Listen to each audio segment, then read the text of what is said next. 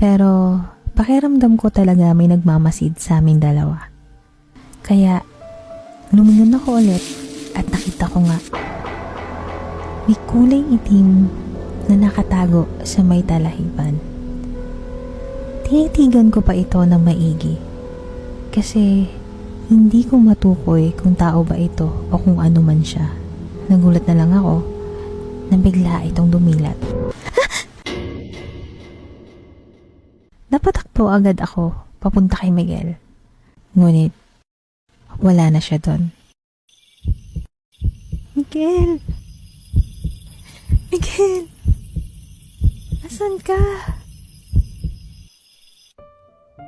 Naiiyak na ako sa sobrang takot.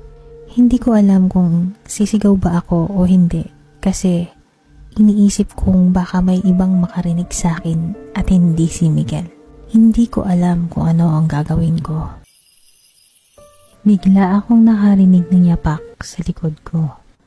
Mahina lang ito pero sigurado ako na merong naglalakad. Kaya dahan-dahan ko itong nilingon. Kaso, nang makalingon na ako at nakaharap na ako dito, wala akong nakitang tao. Pero mas ikinagulat ko pa na ngayon naman may narinig naman akong yapak. Nanggagaling ulit sa likod, pero mas malakas na ito. Tanya, Miguel! saan ka ba napupunta at kanina pa kita hinahanap? Ikaw lang pala. Akala ko iniwan mo na ako. Anong dinadrama mo dyan? Ikaw kasi. Ikaw nga dapat ko tanungin eh. Saan ka ba nagpunta? Magkasabay lang naman tayo kanina.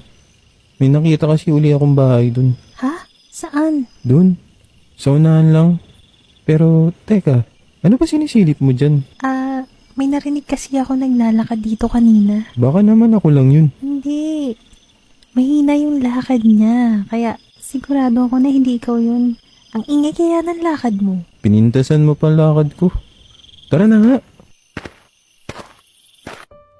Hindi ko na sinabi sa kanya kasi alam ko na sasabihan niya lang ako. Naguni-guni ko lang yun. Ang gusto ko lang naman talaga, makaalis na kami dito. Naglakad na kami papunta sa sinasabi ni Miguel. Natuwa kaming dalawa at sa wakas, pwede na kaming magtanong-tanong. Tao po. Tao po. Parang tulog na ata mga tao dito. Tara, dun tayo sa kabilang bahay, subukan natin.